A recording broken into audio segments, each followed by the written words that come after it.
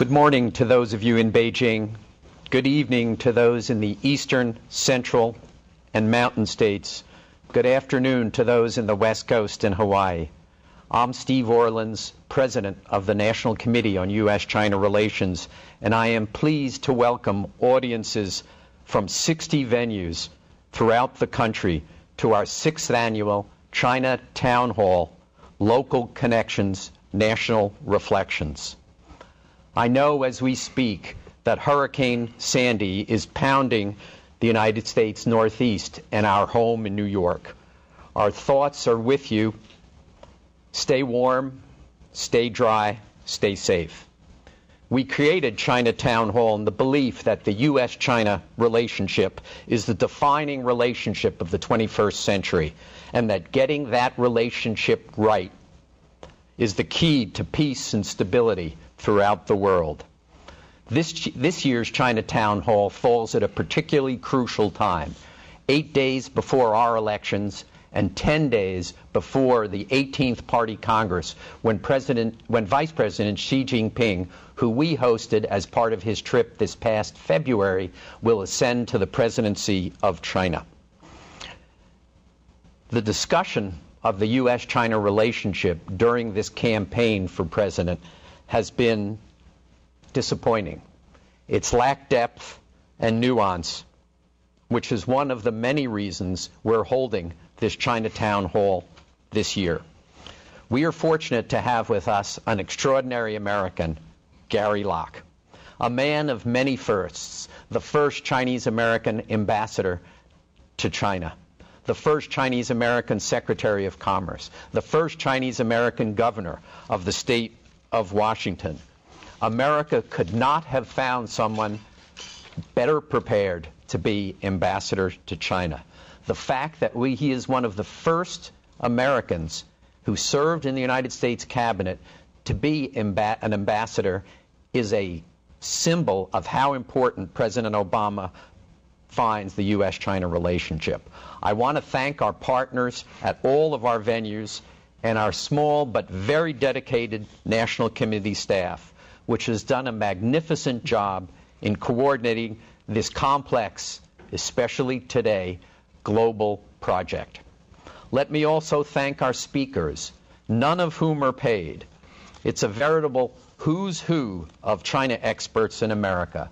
They've traveled throughout the country to talk with you because they believe, as we do, that educating Americans about China will help fashion policies that are in the best long-term interests of the United States. In addition, let me thank the Star Foundation for providing funding for this exciting program. Last, but certainly not least, let me thank Ambassador Locke for joining us today. We are accepting questions right now, submitted electronically from all of our venues. We'll get to as many as we can, but let me apologize in advance to those that we cannot get to. Let me now turn the floor over to Ambassador Locke. Thank you so much for being with us today. Well, thanks so much, Steve, for hosting this, and to the National Committee, a group that's been so central to U.S.-China relationships going back to the 1960s. Thank you so much for all your great work. The committee has really contributed so much to U.S.-China relations over the years, and special thanks to all the supporters and funders of this great national committee. First of all, as Steve mentioned, we want to mention Hurricane Sandy on the American East Coast. We're watching the news of the winds, the flooding, and the power outages, and our hearts go out to everyone affected. We're keeping you in our thoughts and our prayers. Please stay inside, be safe. I'm really pleased to be here today knowing that we're connected with so many different locations throughout the United States. I looked at the list of participants, and there, as Steve indicated, some truly outstanding China hands, and I'm honored to have a chance to communicate with all of you. When President Obama asked me to represent the United States here in China, I was very humbled and honored. To have the chance to serve as ambassador, representing the land that I was born in and the land I love, America, and to be here in the land of my ancestors, China, is something of great pride to me. It's been particularly gratifying to serve at the 40-year mark of modern U.S.-China relations with so many challenges and opportunities before us. So I'd like to share a few perspectives with you before we start getting to your questions. As the two largest economies in the world and the two largest populations in the Asia-Pacific, the United States and China have a unique role to play in ensuring regional peace and prosperity. We have a shared interest in working together not just for the good of our own people, but really the people of the entire Asia-Pacific region, and indeed all the people of the world. As our leaders have said, we intend to make history with our relationship with China in the 21st century. We intend to find a way to coexist and cooperate without unhealthy competition, rivalry, or conflict. As President Hu Jintao, Vice President Xi Jinping, and Secretary Clinton have all argued, conflict between a rising power and an established power is not inevitable. We simply must forge a relationship based on mutual respect and mutual benefit. In our economic relationship, we believe this requires fairness in both policy and practice. Fairness means guaranteeing a level playing field for healthy competition between U.S. and Chinese firms, establishing a more open investment climate and ensuring more opportunities for foreign goods, products, and services, ending distorting currency practices, and improving protections of intellectual property that allow innovation to thrive. We also need to demonstrate real results in confronting the international challenges that threaten the prosperity and security of our two countries all around the globe. The world is looking for leadership from the United States and China. And it's my hope that 50 years from now, the history books will talk about the great accomplishments that we together made, and not that we failed to act. China and the United States do not always agree. And there are some issues on which we hold very differing views, such as human rights and basic freedoms. The promotion of universal human rights is an essential element of American foreign policy. It reflects who we are as a people and our belief that respecting these rights is in every country's national self-interest. As President Obama and Secretary Clinton have so eloquently stated, reforms that support universal human rights give people a greater stake in the success of their own nation, which in turn makes society more stable, prosperous, and peaceful. It's our conviction that a China that is more open to all views, ideas, and expressions will lead to a stronger and more secure China, which is something that the United States and the world welcome. Let me be clear. We welcome a prosperous China that takes its rightful place on the world stage. And we want to partner more fully with China to promote peace, stability, and development, which benefits our two countries, the Asia-Pacific region, and indeed the entire world. The good news is that today, the United States and China are working together more than ever in ways large and small to expand our cooperation and to address the global challenges that we face. On the economic front, we're working together to achieve real results for both of our peoples. 40 years ago, it would have been difficult to imagine the interdependence that characterizes our two nations today. To put this in tangible terms, in 1972, when President Nixon first came to China, our yearly two-way trade was less than $100 million. Investment in each other's markets were close to zero, and only a handful of American jobs relied on trade with China. Now, today, more than $1 billion of goods and services flow between our two countries every single day, and over 700,000 American jobs depend on producing made-in-America goods and services or food grown in America, all of which is then sold to China. An even larger number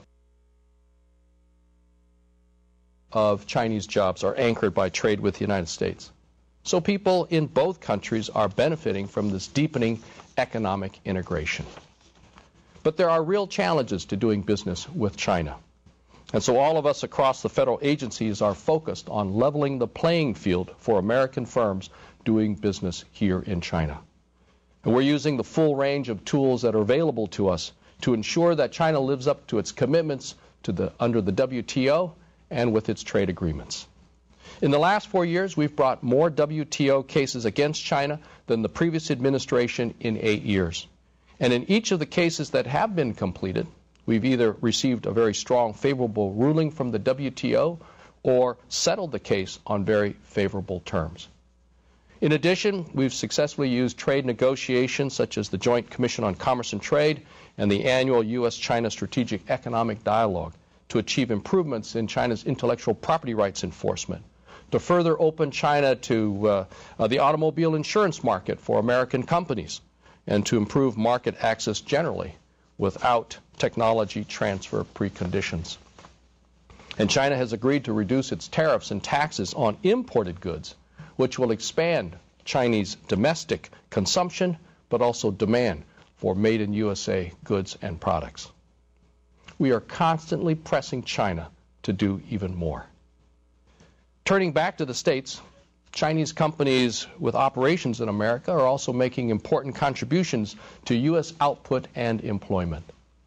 Chinese direct investment in the United States increased almost eightfold between 2005 and 2011, from $700 million to almost $5.4 billion.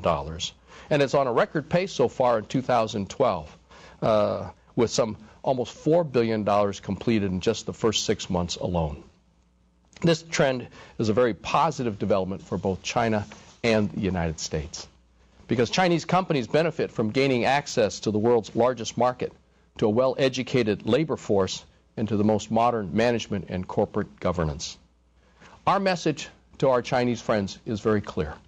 We welcome Chinese investment in the United States the same way that companies from other countries have invested in America, now manufacturing cars, steels, and other product, and employing thousands and thousands of American workers. We recognize that foreign investment, including Chinese investment, is vital to our economic growth, job creation, and productivity. We're also cooperating by expanding our people-to-people exchanges, recognizing that the most important part of any relationship is the last 3 feet. And travel between our countries fosters improved understanding between our two peoples and facilitates cooperation and collaboration in every field.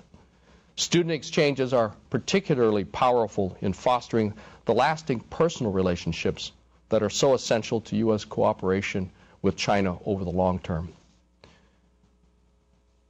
Right now, there are some 160,000 Chinese students studying in America right now. But we only have about 15,000 to 16,000 American students studying in China right now. And that's the reason for President Obama's 100,000 strong initiative, which seeks to have 100,000 American students studying in China over the next several years. We're working hand in hand with key private sector partners to make this objective a reality. And we hope that many American companies and other organizations that are participating tonight or this afternoon, wherever you are, will support this endeavor with private sector funding. The United States are also working together in many ways that you may not know about. For example, the U.S. Center for Disease Control collaborated with researchers in China to carry out research that resulted in new food fortification requirements, which have actually dramatically cut the rates of spina bifida in America and other birth disorders. The U.S.-China Aviation Cooperation Program has promoted safer aviation programs in China. And under this program, Boeing and PetroChina joined together to test flight a Chinese airline using biofuels for the very first time in late 2011. And our navies are cooperating internationally, sharply reducing the rates of piracy off the Horn of Africa, keeping some of the world's most important shipping lanes safe. In the past 2 years, we've had over 20 U.S. governors visiting China, several of whom have announced plans to open up new state offices in China to encourage more American exports to China, investment, educational, and cultural linkages. All of these joint efforts that I've talked about show that the United States and China can work together in the Asia-Pacific and indeed around the world to support common goals and achieve real results. We still have a long ways to go, but I'm hopeful that working together we can escape from the historical patterns and instead forge a legacy of cooperation and partnership that will be a model for future generations. Just as the opportunities we face are global in scope, so are the challenges. From climate change to poverty, from nuclear proliferation to diseases, no country can solve these problems alone. Our countries may have different cultures, languages, and histories, but our peoples have the same shared goals: a better life for themselves, their children, and their children's children. In conclusion, let's just imagine what we can accomplish 50 to 100 years from now if our peoples, our businesses, and our governments are working more closely together. Now we look forward to your questions. Ambassador Locke, thank you so much. That actually, I think, is a fair representation of the nuanced discussion of the U.S.-China relationship that I would have liked to see in the campaign. So my first question actually is one which is also given by someone from your home state. It's David in Pullman, Washington, who actually asks about the campaign rhetoric, which has been rather harsh about China in the United States. And he says, how do you engage China's leadership when the rhetoric about China assumes center stage and seems to be out of sync with the real U.S.-China relationship?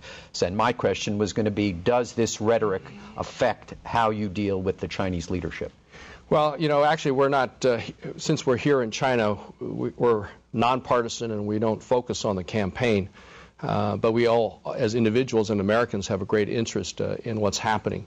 But we're focused on the relationship here with China, and we're really on the ground trying to advocate on behalf of American companies, American interests, and American values. You know, the U.S.-China relationship, especially on the economic front, is growing. It's robust, but it's also very challenging. As I indicated, some over 700,000 American jobs depend on U.S. exports to China, and our exports have been growing exponentially. You know, actually, if you look at where we were in the year 2000, exports to China are 6 times greater today than they were in the year 2000. Imports from China are 4 times greater today than they were in 2000. And so many jobs depend on that trade. In agriculture, China is actually our farming community's #1 export destination. It always goes back and forth between Canada and China, but this last year alone so far, exports of our agricultural goods have grown by almost 30%, 27% in fact. And so China right now is our #1 agricultural export destination and supports so many hundreds of thousands of farm-related jobs. So it's a challenging relationship. We want that the quantity of trade to grow, but we also want more access, a level playing field for American firms, protection for intellectual property. So we are focused every single day on these fundamental everyday issues on behalf of American people and American companies. Because when I was Commerce Secretary, we had this motto: the more that we can export American-made goods and services to China, the more American companies produce. And the more they produce, the more workers they need, and that means jobs, which we really need in America. And that's why we focused on these initiatives.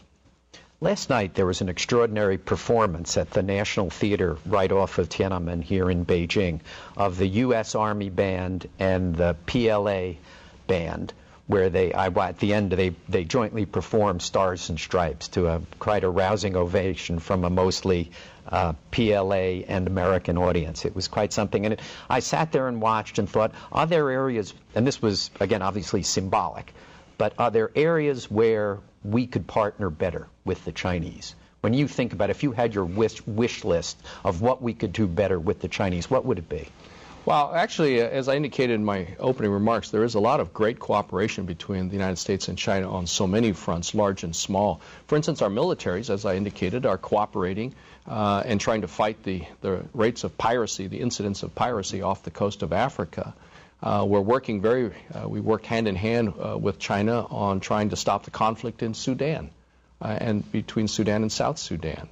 Our scientists are cooperating extensively on trying to find alternative energy and addressing, also trying to cure some of the most dreaded diseases of the world. I really think that the key to greater cooperation really lies in more people-to-people exchange. As I indicated, we have about 160,000 Chinese students studying in America every single year, learning our values, being introduced to American democracy and American way of life. But we only have about 15, 16, 17,000 American students studying in China every single year. We need more people from America to come to China to understand the history, the culture, the language, and the values of China, if we are then to have greater cooperation among our companies, among our scientists, our researchers, our universities, our governments, and obviously our people. This is from Jeff in Madison, Wisconsin. Please evaluate the seriousness of the argument between China and Japan regarding the Diaoyudiao.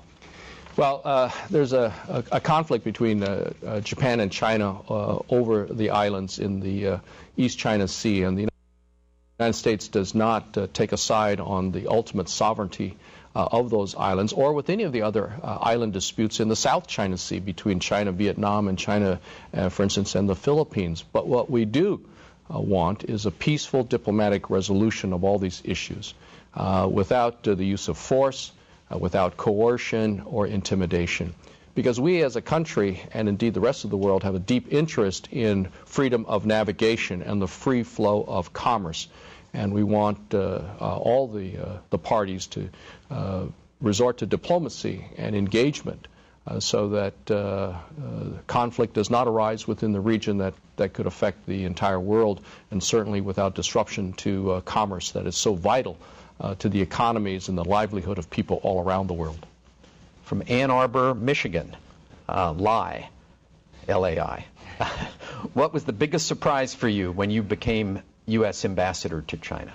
Well, I guess one of the biggest surprises was the fact that people knew so much about me and recognized me even when we went on to the Great Wall within the first couple of weeks, and some of the vendors all recognized us and wanted our pictures taken with us.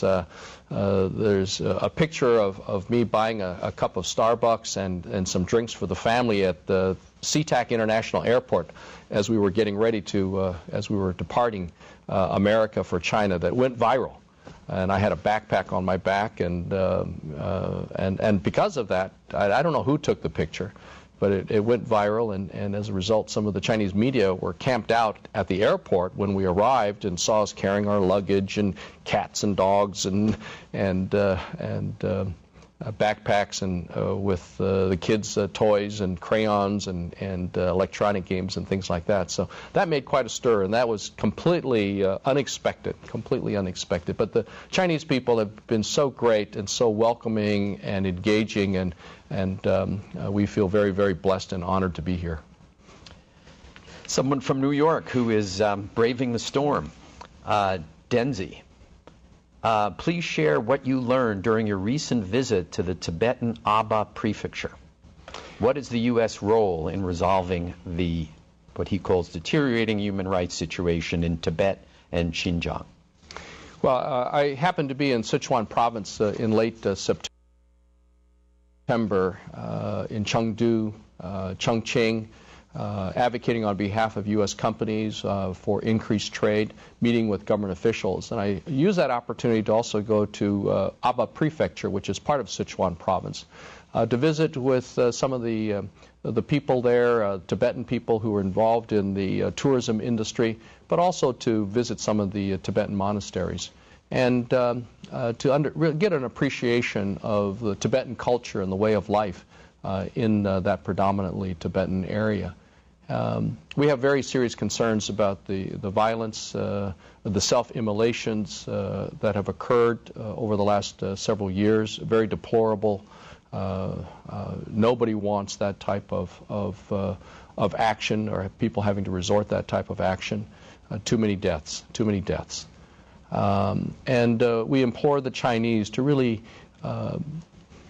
meet with the representatives of the Tibetan people to address and re-examine some of the policies that have led to some of the restrictions and the violence and the self-immolations. And we're very concerned about the human rights condition here in China. But we very much believe that the Chinese government needs to meet with Tibetan leaders to examine the policies that are giving rise to the violence and in Tibetan areas. We very much believe that there should be respect for the culture and the religion of the Tibetan people, as well as the language of the Tibetan people. Lynn in Sarasota, Florida. As Chinese currency valuation changes, what effect has it had on the U.S. economy? And I guess I would add to that, if, of course, you're representing President Obama, but if Governor Romney is elected and he brands China a currency manipulator on day one of the next administration, what do you think the effect on the U.S.-China relationship would be? Well, I can't speculate on what the Chinese leaders will do and what will happen then. I can only tell you that the Chinese currency has appreciated by roughly 10% when you also factor in inflation, and it's appreciated substantially over the last couple of years. That, of course, makes Chinese goods more expensive in the United States, but also American products and goods and services cheaper in America. As I indicated, our trade is growing. The U.S. exports of goods and services and agriculture is some 6 times higher today than it was in the year 2000. And certainly since China joined the WTO and has had to open up its markets to American products and services. But what we really need to focus on, and the big concern of American companies, is the lack of a level playing field. Some of the discriminatory policies that the Chinese government impose against foreign firms, and including American firms, where in certain sectors American firms cannot even do business, or the Chinese government has has subsidies that favor the Chinese companies, or there's not strong enough enforcement of intellectual property rights, and so forth. So that's what we're really focused on, and I think that's the #1 priority of U.S. companies wanting to do business here in China or already doing business here in China. Another from your home state, but this one from Seattle. The first one was from Pullman. You've been working hard to attract Chinese companies to invest in the United States. They make contributions to U.S. employment, as you just said. But in 2 recent cases, clean energy, which was, I referring to the wind power case, and IT, I assume referring to the Huawei ZTE finding by the House Intelligence Committee, Chinese companies have been blocked from doing so. How can you promote U.S. as an investment destination with these kinds of activities in the United States? And this is from Christie in Seattle. Well, actually, if you look at the investment climate in America for foreign firms, it is still the most open investment destination and the most desired investment destination around the world. Roughly, for the last several years, about $100 billion of foreign investment comes into the United States. And you see German companies, from Mercedes-Benz and BMW establishing automobile factories in America. You have Brazilian juice makers in America, Russian steel mills in America, Korean and Japanese auto assembly plants in America now, so employing tens of thousands of American workers.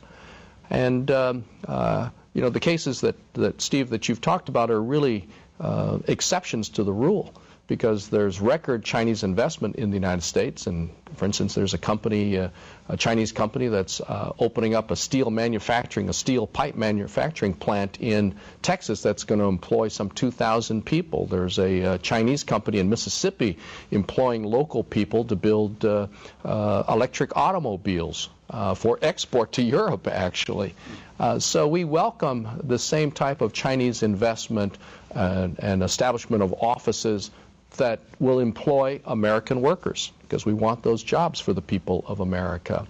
The reality is that in the case of this wind farm, which was blocked on national security grounds, every single year this committee, CFIUS, that examines foreign transactions coming into the United States for national security purposes, only about 100 out of the thousands and thousands of foreign direct investment cases, only about 100 are examined by this committee every single year, and only about 5%, only about 5 of these transactions are ever modified for national security reasons.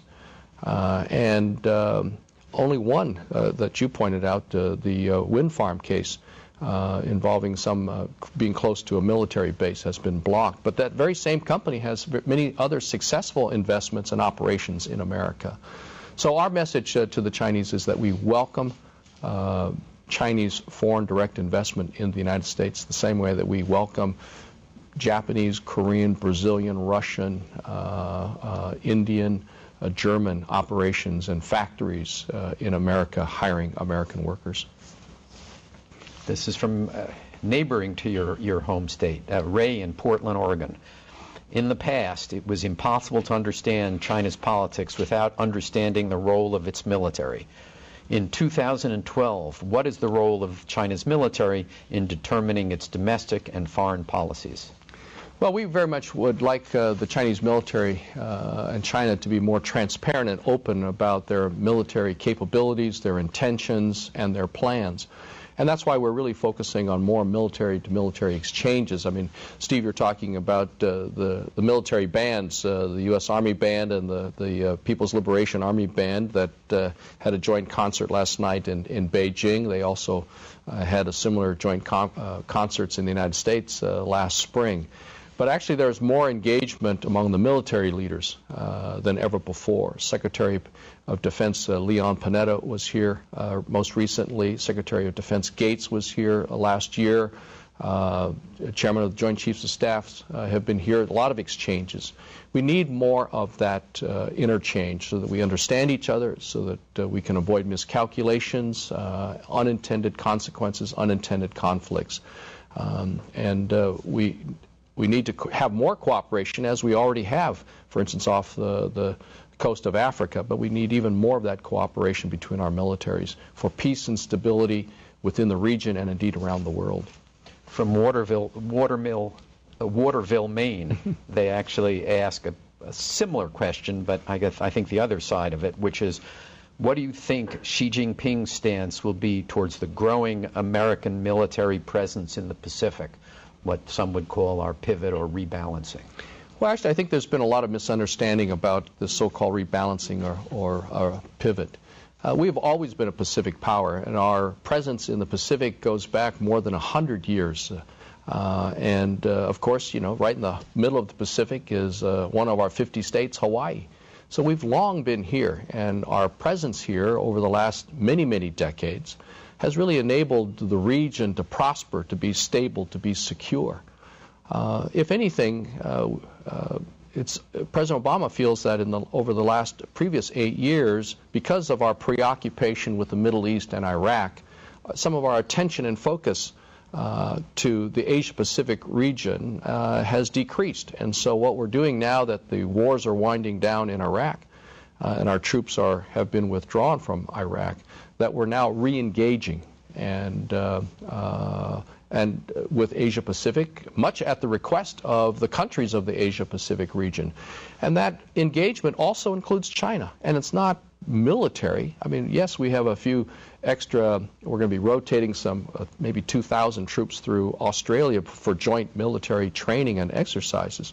But our engagement with all of the Asia-Pacific region is focused on economic integration and development, technical assistance, helping respond to natural disasters, cultural exchanges. And that greater engagement with the Asia-Pacific also includes China, with more visits by top government officials from the Congress all the way to the executive branch to China, more Chinese leaders visiting the United States, more people-to-people exchanges, more economic cooperation, more trade, and even cultural exchanges. So it's really recognizing that much of the world's GDP is in the Asia-Pacific region, so it's in our natural, economic, and cultural and historical interest to stay engaged with the Asia-Pacific region.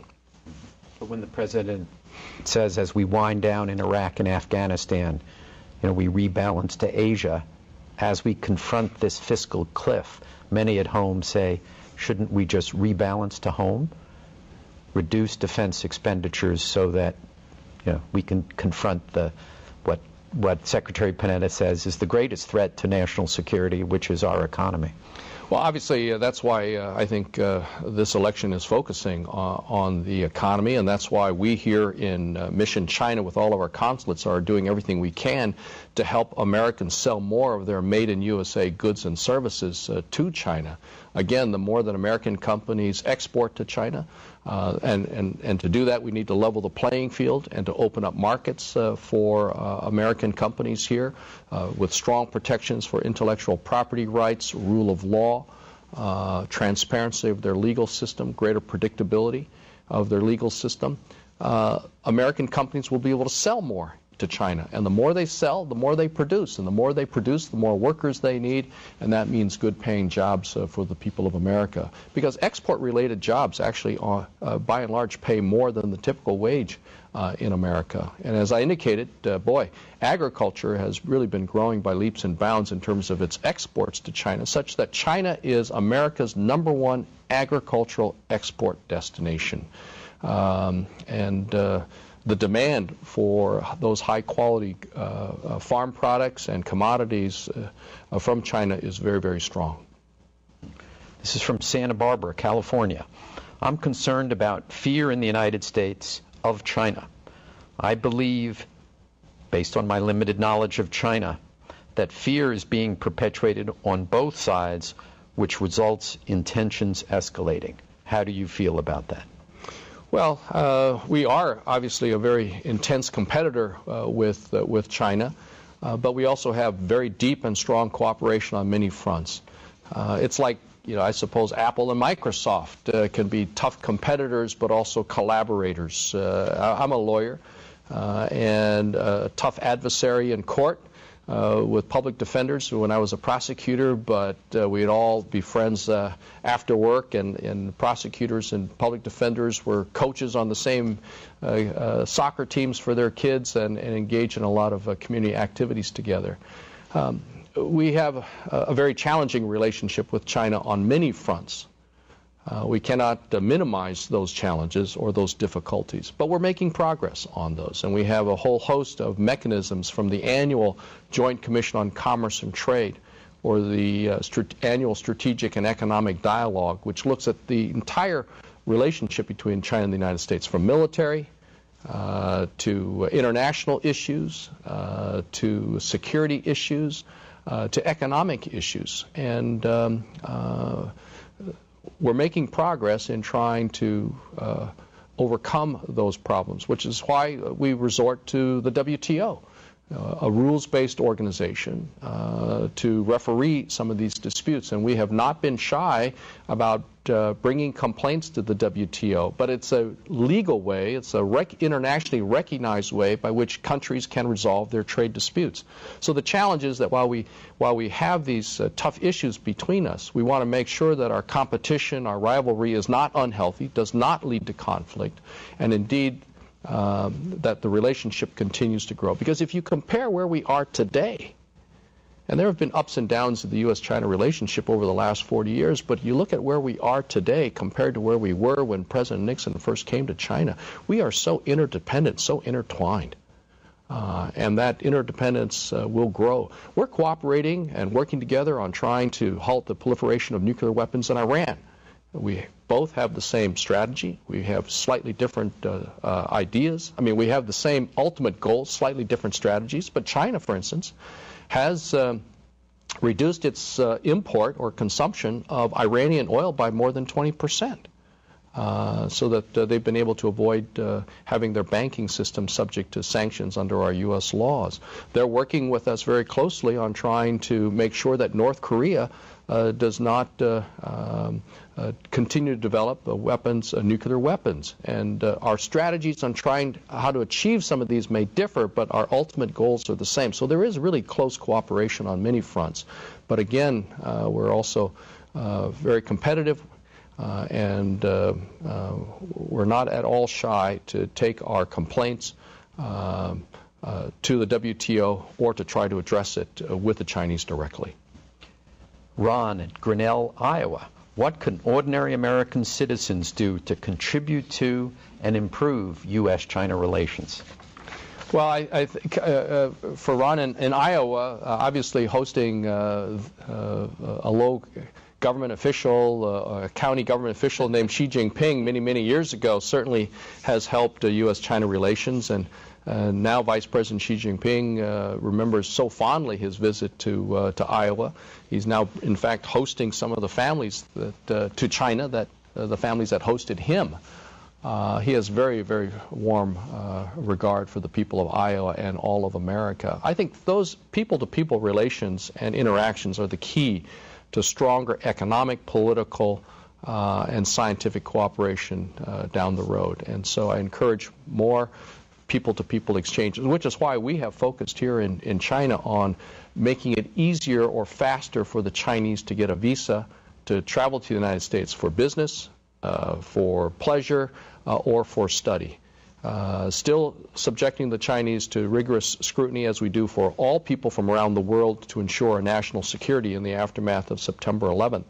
But trying to simplify and make more efficient that process so that more Chinese visitors can come to America. And within this last year, we've issued about 1.4 million visas for Chinese to come to America. And the Chinese tourism to the United States is up, and the average Chinese visitor spends about $6,500 per visit, and that's money in the hotels and the restaurants and the taxi cabs and the shopping trips, which feeds and fuels our American economy. What's the wait down to? I know there's been a remarkable improvement in the wait time for Chinese coming to the United States, applying for visas. Well, 2 years ago in Beijing during the summertime, people had to wait over 100 days to get their interview in order to get a visa to come to the United States. And a year ago in Shanghai in the summertime, it was more than 70 days. For the last 12 months since I've been here as ambassador, the average wait time throughout the entire year has been 5 days. Right now it's only 2 days throughout all of China. If you want an interview, you want a visa, you have to get your interview to comply with national security requirements. But the wait time for that interview is only 2 days.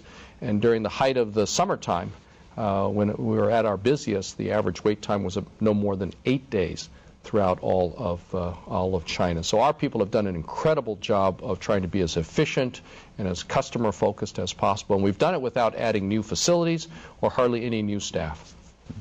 What's the tourist dollar now, the Chinese tourist dollar generating in the United States? Do we know? Do we have a number that we use on that? Oh boy, I don't know the total dollar amount, but I know that all the Chinese tour operators are projecting even more tourism travel to the United States this coming year, whether to Hawaii and to the mainland. But again, the average Chinese visitor to the United States spends over $6,500 per visit, which is more than what the Europeans spend when they visit the United States. And that's money at the department stores, at restaurants, movie theaters, taxi cabs and hotels, and all of that money then, money at the department stores means more jobs for the clerks at the department stores. And those clerks and those restaurant workers and those taxi cab drivers, they shop in malls, eat in other restaurants, purchase cars, remodel their homes. So that benefits the entire U.S. economy. This is from Ben in Washington, D.C., which he's similar question. Is there more that we should be doing at the subnational level? In other words, more that our state should be doing? You as a former governor, do you have anything to add to governors and mayors around the country?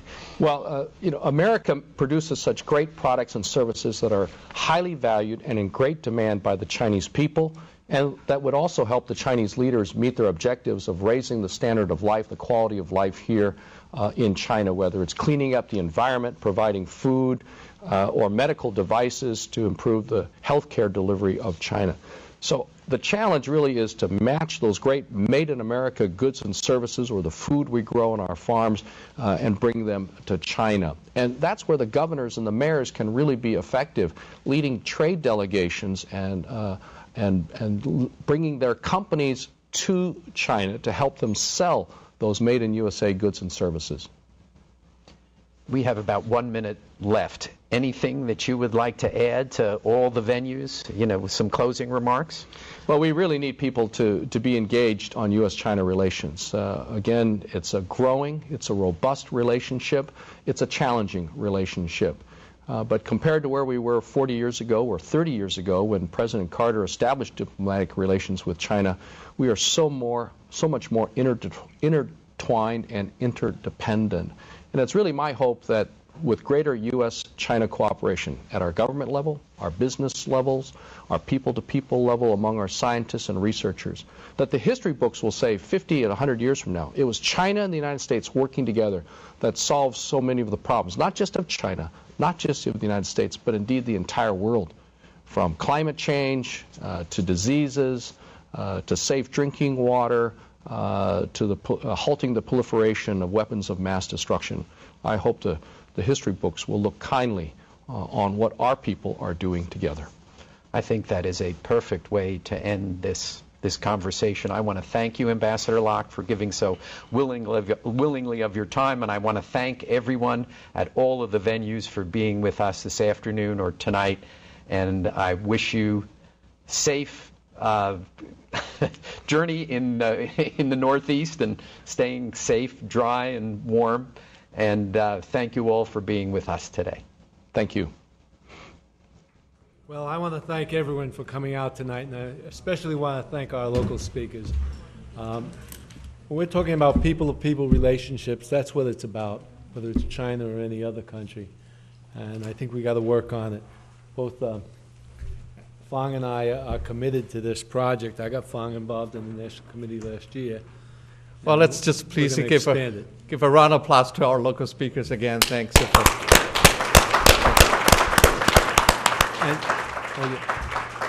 And we were lucky. We got that one question in from Lynn. Now, where's Lynn? Is Lynn here? Oh, yeah, she's in the back. Thank you, Lynn.